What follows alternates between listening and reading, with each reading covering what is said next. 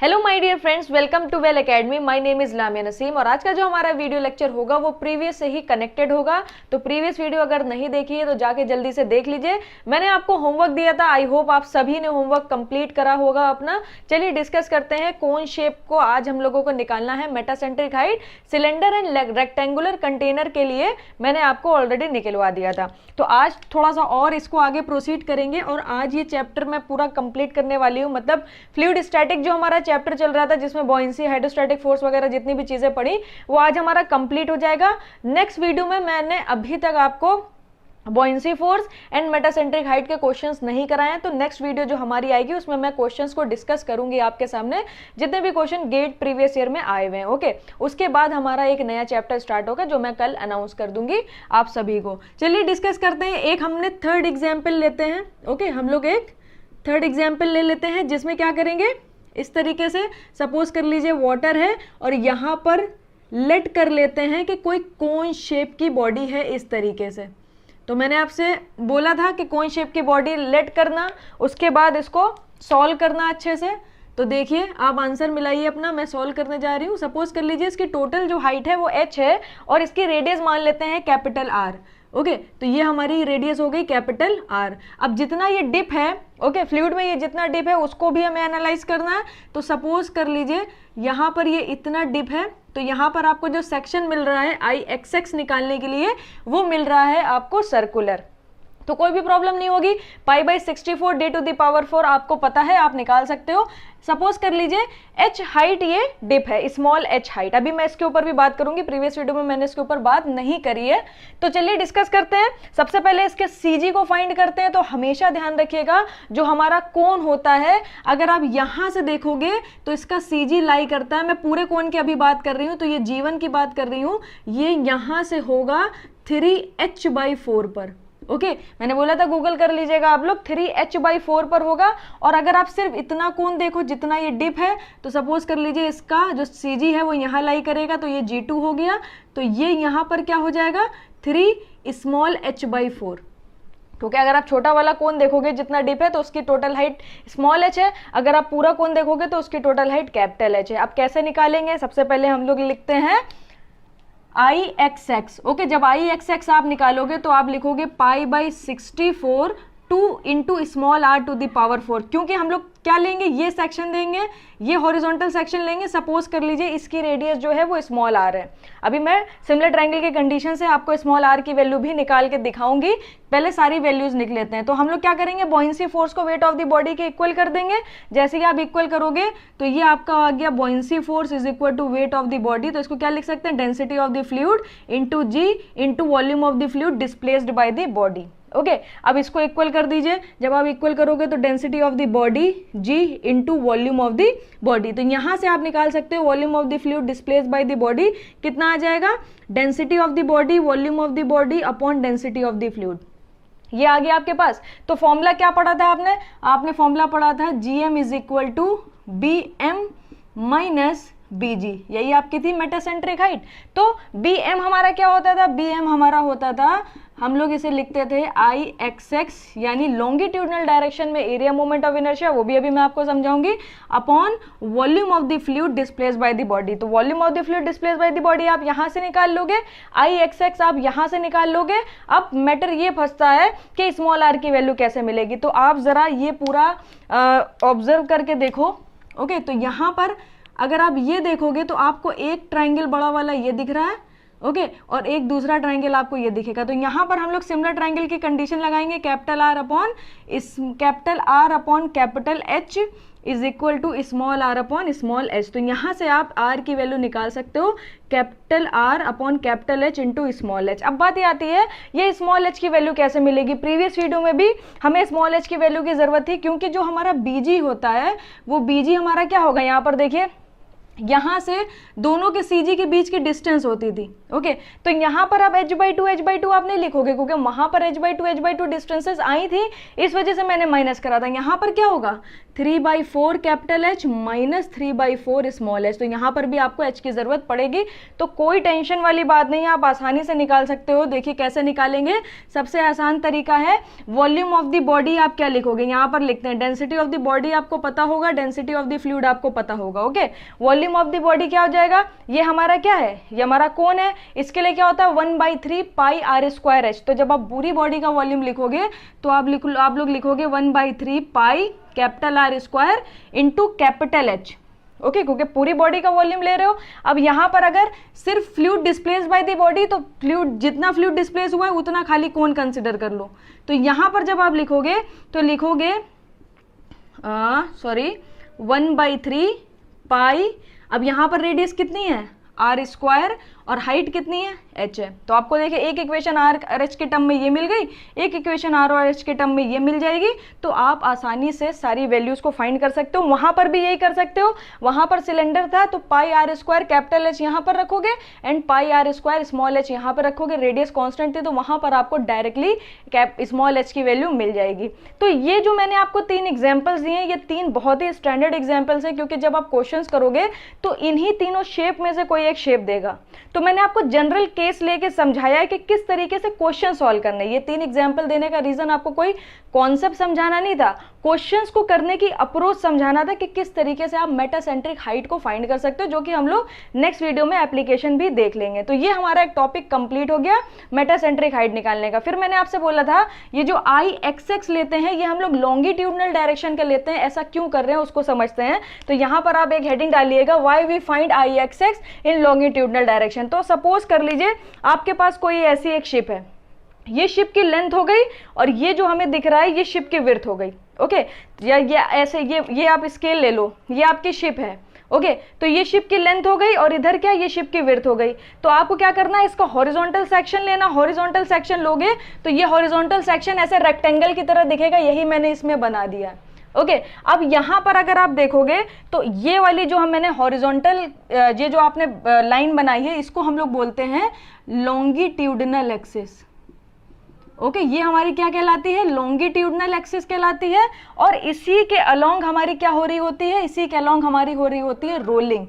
Okay, इसी के along rolling हो रही होती है। यहाँ पर आपका कोई ड्राइवर बिठा दो आप इस तरीके से, ओके, ये चला रहा है, यहाँ पर रोलिंग हो रही होगी। इसका मतलब क्या है, अगर कोई भी शिप है वो इस तरीके से ऑसिलेशन कर रही है। ठीक है, ध्यान से समझिएगा, ये जो ऑसिलेशन हो रहा है ये जो हॉरिजॉन्टल एक्सिस के अलोंग यानी लॉन्गिट्यूडनल एक्सिस के अलोंग जो आपका ऑसिलेशन हो रहा है उसे हम लोग बोलते हैं रोलिंग। ओके, अब अगर ऐसे ऐसे होगी शिप, ऐसे भी तो होती, ऊपर से उठती है फिर नीचे जाती है फिर उठती, तो इसको हम लोग बोलते हैं पिचिंग। ये हमारी लॉन्गिट्यूडनल एक्सिस के अलोंग नहीं होती है, ये हमारी होती है ट्रांसवर्स एक्सिस के अलोंग। तो ये वाली एक्सिस हमारी क्या हो जाएगी, ये वाली एक्सिस हमारी हो जाएगी ट्रांसवर्स एक्सिस। ओके, ये हमारी क्या हो गई, ट्रांसवर्स एक्सिस हो गई। और इसके अलोंग हमारी क्या होगी, इसके अलोंग हमारी होती है पिचिंग। तो ये हमारी हो गई रोलिंग, ये हमारी हो गई पिचिंग। अब आप ये देखो, ये जो आई है, ओके, अगर आप इसके अलोंग ले रहे हो तो आप IXX क्या लिखोगे। सपोज कर लीजिए अभी मैं कोई भी डायमेंशन ऐसी जनरल दे देती हूँ। सपोज कर लीजिए ये L है, ये B है। ओके, तो अगर आप IXX लॉन्गिट्यूडनल डायरेक्शन के अलोंग लिखोगे तो मैंने बताया था एक्सिस जिस पर्टिकुलर डायमेंशन को कट करती है उसका क्यूब करते हैं। तो यहां पर हो जाएगा L into B cube by 12। Okay, अब यहां पर अगर आप सपोज कर लो ये XX आपने लिया है तो ये हो जाएगा आपका YY। ओके, तो ट्रांसवर्स एक्सिस के अलोंग अगर मैं आपसे बोलूं मोमेंट ऑफ इनर्शिया निकालो तो आप कहोगे कि ये वाली एक्सिस है वो इस डायमेंशन को कट करेगी, तो आप लिखोगे BL क्यूब बाई 12। ध्यान से समझिएगा, बहुत इंपॉर्टेंट पॉइंट है ये। तो यहां पर आप ये देख रहे हो ये जो L है ये ग्रेटर देन है B। ओके, तो यहां पर आप क्या कर रहे हो, छोटे जो डायमेंशन है, जो छोटी डायमेंशन है आप उसका क्यूब कर रहे हो, और यहां पर क्या है, जो बड़ी डायमेंशन है आप उसका क्यूब कर रहे हो। तो आप खुद देख सकते हो ये जो IYY होगा ये ज्यादा होगा IXX के मुकाबले। तो यहां से आपको एक कंक्लूजन मिला, IXX जो है वो कम है IY के कंपैरिजन में। और I है क्या, मोमेंट ऑफ इनर्शिया। इनर्शिया क्या होता है, रेजिस्टेंस, यही तो है ना। अब रोलिंग इसके अलोंग हो रही है, अगर रोलिंग इसके अलोंग हो रही है यानी जो मोमेंट ऑफ इनर्शिया है वो रेजिस्टेंस है। रेजिस्टेंस टू रोटेशन, क्योंकि ये रोटेट करती है ना इस तरीके से। अब रेजिस्टेंस टू रोटेशन है, इसका मतलब है तो यहां पर अगर ज्यादा रेजिस्टेंस होगा तो ज्यादा रेजिस्टेंस टू रोटेशन हो जाएगा। ओके, तो यहां पर जो शिप की टर्निंग है उसमें रेजिस्टेंस ज्यादा क्रिएट होगा, तो शिप की टर्निंग थोड़ी सी मुश्किल हो जाएगी, डिफिकल्ट हो जाएगी। तो इसी को हम लोग रोकने के लिए क्या करते हैं, आई एक्स के अलोंग मोमेंट ऑफ इनर्शिया लेते हैं, because moment of inertia is a resistance. तो टर्निंग करने में रेजिस्टेंस कम क्रिएट होता है, जिसकी वजह से जो शिप की टर्निंग है वो आसानी से हो जाती है। ओके, दूसरा एक पॉइंट और है, कोई एक रीजन और है, वो ये है कि रोलिंग जो है वो ज्यादा क्रिटिकल होती है as comparison to pitching. Okay, अगर पिचिंग हो रही है तो ठीक है, आप थोड़ा बड़े स्केल से समझिए, अगर पिचिंग हो रही है तो ठीक है, मगर अगर रोलिंग है तो शिप के पलटने का भी डर रहता है, शिप पलट भी सकती है इस तरीके से, तो रोलिंग हमारी ज्यादा क्रिटिकल है। इसीलिए हमारा क्राइटेरिया क्या होता है, रोलिंग वाला होता है, लॉन्गिट्यूडनल एक्सिस वाला होता है। ये भी एक रीजन है कि हम लोग moment of inertia I x consider करते हैं comparison to I y y. Okay, तो ये बात आप ध्यान रखिएगा, इसको आप नोट बना के लिख सकते हो, या बुलेट्स में जो भी मैंने बोला आप हिंदी में भी लिख लो, आपको सिर्फ पता होना चाहिए। आप इंग्लिश में लिख पाओ ना लिख पाओ, डजेंट मैटर। ओके, अगर आपको चीजें पता होंगी तो आप अपने आप सही ऑप्शन टिक करके आओगे, अपने आप से लैंग्वेज बना के लिख सकते हो। अब मैंने आपको एक बात और बताई थी कि हम लोग थोड़ा सा कॉम्प्रोमाइज करते हैं टाइम पीरियड ऑफ ऑसिलेशन में एंड मेटासेंट्रिक हाइट में, वो टॉपिक मैंने आपको पूरा समझा दिया है, यहाँ पे नोट करके लिख लीजिएगा। ओके, यहाँ पर नोट करके वही बात लिख लीजिएगा। मोर जीएम का मतलब क्या, मेटासेंट्रिक हाइट। मोर जीएम मीन्स मोर स्टेबिलिटी। मैंने आपको बताया था जितनी आप मेटासेंट्रिक हाइट बढ़ाओगे आपको उतनी स्टेबिलिटी मिलेगी, मगर साथ ही साथ time period of oscillation reduce हो जाएगा, जिसकी वजह से वाइब्रेशन ज्यादा जनरेट हो जाएंगे। तो but at the same time it gives discomfort due to small time period of oscillation, that is called vibration और रोलिंग। ओके, तो यहां पर थोड़ा सा कॉम्प्रोमाइज करते हैं टाइम पीरियड ऑफ ऑसिलेशन के साथ, यानी थोड़ा सा वाइब्रेशन हम लोग रहने देते हैं और थोड़ा सा सेफ्टी के साथ कॉम्प्रोमाइज कर लेते हैं, ताकि हमारा कंफर्ट भी बना रहे और सेफ्टी भी बनी रहे। तो ये ओवरऑल हमारा टॉपिक हो गया, टॉपिक मैंने कंप्लीट कर दिया है। अब इसमें 2 नोट्स मुझे आपको लिखवाने हैं, उसे ध्यान से देखिएगा, उसे अब मैं लिखवा देती हूँ। इसके साथ ही साथ हमारा मैकेनिकल का गेट का कोर्स पूरा लॉन्च हो चुका है। अगर आप एनरोल करना चाहते हो तो डिस्क्रिप्शन बॉक्स में आपको डिटेल मिल जाएगी। तो नोट देखिएगा, ये नोट ध्यान रखिएगा, बिकॉज ये नोट से ही आपके कई सारे क्वेश्चंस आपको मिल जाएंगे आपके प्रीवियस ईयर में, जिससे इसी पर्टिकुलर नोट से क्वेश्चन आए हुए हैं। तो बोल रहा है a floating body is always rotationally stable. Okay, अभी तक हम लोगों ने मेटासेंट्रिक हाइट के थ्रू ही फ्लोटिंग बॉडी की स्टेबिलिटी के ऊपर बात करी है, और यहाँ पर मैंने जो स्टेटमेंट लिखा है ये centre of gravity and buoyancy के रिस्पेक्ट में फ्लोटेशन बॉडी का आपका इक्विलिब्रियम कंडीशन है। ओके, तो बोल रहा है a floating body is always rotationally stable if G lies below B और जी कॉन्साइड विद बी। तो ओके, तो इससे इस तरीके से यहां पर आप बना लीजिएगा कि फ्लोटिंग बॉडी जो है वो हमेशा रोटेशनली स्टेबल होगी अगर in terms of centre of gravity and centre of buoyancy के बारे में के टर्म में पूछ रहा है। तो जी लाइज बिलो बी, ओके, जी जो होगा वो बी के नीचे होगा, या जी कॉन्साइड विद बी।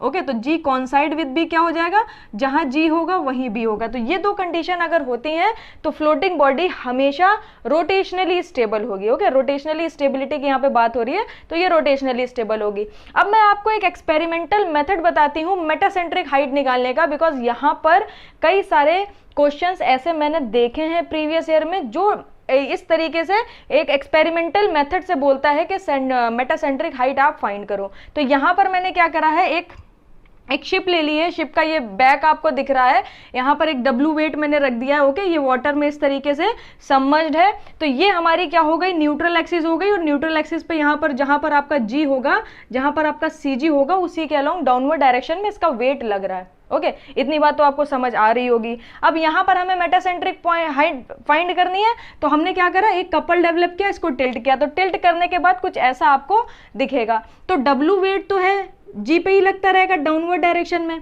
आपको एक न्यू लाइन ऑफ एक्शन मिलेगा। ओके, ये तो आपकी न्यूट्रल एक्सिस हो गई, और एक आपको न्यू लाइन ऑफ एक्शन मिलेगा, और जहां पर ये न्यूट्रल एक्सिस के साथ कट करेगा वहां पर आपको क्या मिल जाएगी, मेटासेंट्रिक पॉइंट मिल जाएगा। प्रीवियस में जो पढ़ा है सिर्फ उसी की बात कर रहे हैं। अब जब ये टिल्ट होगा तो ये जो स्मॉल W1 जो वेट रखा हुआ है ये क्या करेगा, स्लाइड करेगा। तो ये स्लाइड करके सपोज कर लीजिए यहां पर आ गया, और इसका वेट भी क्या लगेगा, डाउनवर्ड डायरेक्शन में लगेगा W1, क्योंकि वेट तो ऐसा है नहीं कि सर्टेन एंगल पे लगना लगेगा। आप टिल्ट भी कर दोगे तब भी वेट जो है वो डाउनवर्ड ही लगता रहेगा। तो यहाँ पर मैंने मान लिया कि यहाँ से यहाँ तक जो ये स्लाइड करके आया है तो इसने एक्स डिस्टेंस कवर करी है। ओके, ये लेट कर लिया है मैंने, एक्स डिस्टेंस कवर करी है। और ये सपोज कर लिया है कि ये जो आपकी न्यूट्रल एक्सिस है और ये जो न्यू लाइन ऑफ एक्शन है ये कितना एंगल बना रही है, थीटा एंगल बना रही है। अब ये थीटा एंगल बना रही है तो ये भी आपका क्या हो जाएगा, थीटा हो जाएगा। अब ये जो यहाँ पर सेंटर ऑफ ग्रेविटी और मेटासेंट्रिक पॉइंट जो है इनके बीच की डिस्टेंस हमने लेट कर ली है कि ए है। नाउ अभी चलिए ठीक है, अभी हम लोग मोमेंट बाद में लेते हैं। थीटा हमारा क्या, theta is the rolling angle. Okay, theta हमारा क्या हो जाएगा, रोलिंग एंगल हो जाएगा। बिकॉज अगर इसको टिल्ट कर रहे हो तो क्या हो रही है, आपको बैक साइड दिखाया जा रहा है तो ये रोलिंग हो रही है। अब मैं इसको सीधा कर दूं तो ये क्या हो रही है, रोलिंग हो रही है ना। मैंने अभी आपको समझाया था स्केल लेके, अगर इस तरीके से ऑसिलेशन हो रहा है तो इसे हम लोग रोलिंग बोलते हैं। तो अब इसका बैक देखिए, ये आपको बैक दिख रहा था, इसमें रोलिंग से ऐसे टिल्ट हुआ है तो थीटा आपका क्या हो जाएगा, रोलिंग एंगल हो जाएगा। Now I am going to take moment, okay, moment about m. अगर आप m के अबाउट यानी मेटासेंट्रिक पॉइंट के अबाउट मोमेंट लोगे तो देखिएगा आपको क्या मिलने वाला है, आपको मिलेगा W, कैपिटल W इनटू ये क्या हो जाएगा, a साइन थीटा। ओके, यहाँ जो इसकी परपेंडिकुलर डिस्टेंस होगी, यहाँ से ये जो डिस्टेंस आपकी होगी ये आपकी क्या हो जाएगी, a sine theta, W into a sine theta. Yes, क्योंकि यहाँ से ये जो डिस्टेंस है इसको हम लोग क्या बोलते हैं, ये हमारा कहलाता है gm। ओके, तो ये gm है तो ये gm साइन थीटा हो जाएगा। यहाँ पर a मत लिखिए, ये हो जाएगा gm sine theta. I hope आपको क्लियर हुआ होगा मैंने क्या करा। यहाँ से आपको ये परपेंडिकुलर डिस्टेंस चाहिए ना, तो ये परपेंडिकुलर डिस्टेंस a भी अगर आप लेट कर लोगे तो a की वैल्यू क्या होगी, gm साइन थीटा। आपको उसके कंपोनेंट करने पड़ेंगे, is equal to small w1 into, अब आप इसकी डिस्टेंस देखोगे तो ये x है। ओके, आपको क्या चाहिए, परपेंडिकुलर डिस्टेंस चाहिए। तो आप परपेंडिकुलर डिस्टेंस निकालोगे तो जब ये x है तो cos इधर ब्रेक होगा। ओके, तो यहाँ पर आपको मिलेगा x cos थीटा, क्योंकि इसका अगर आप कंपोनेंट करोगे तो इसका हॉरिजॉन्टल कंपोनेंट cos होगा बिकॉज यहाँ से एंगल थीटा बना रहा है, और वर्टिकल कंपोनेंट साइन होगा। आपको हॉरिजॉन्टल कंपोनेंट चाहिए बिकॉज आपको ये डिस्टेंस चाहिए, तो यहाँ पर क्या रखोगे, x cos थीटा। तो यहाँ से आप gm हमारा क्या, मेटासेंट्रिक हाइट है, gm को ही मेटासेंट्रिक हाइट बोलते हैं। तो यहाँ से आपको मिल जाएगा small w1 upon capital W, यहाँ पर साइन थीटा, इसके नीचे ये चला जाएगा, ये x ऊपर ही रखिए, ये बन जाएगा tan थीटा, क्योंकि साइन बाई कॉस क्या होता है, tan थीटा होता है। तो एक्सपेरिमेंटल मेथड से भी आप मेटासेंट्रिक हाइट निकाल सकते हो। ये ओवरऑल पूरा कॉन्सेप्ट मैंने आपको बता दिया। अगर कुछ भी प्रॉब्लम लगी हो कमेंट सेक्शन में या तो पूछिए या तो फिर आप 2-3 बार रिपीट करके देखिए, सारी चीजें आपको समझ आ जाएंगी। नेक्स्ट वीडियो में मैं आपको कुछ अच्छे क्वेश्चंस कराऊंगी जिससे आपके कॉन्सेप्ट्स और क्लियर हो जाएंगे। तब तक के लिए ऐसे ही तैयारी करते रहिए। Thank you so much. Like share subscribe करना बिल्कुल भी मत भूलिएगा। मिलते हैं आपसे नेक्स्ट वीडियो में। इसके साथ ही साथ हमारा मैकेनिकल का गेट का कोर्स पूरा लॉन्च हो चुका है। अगर आप एनरोल करना चाहते हो तो डिस्क्रिप्शन बॉक्स में आपको डिटेल मिल जाएगी।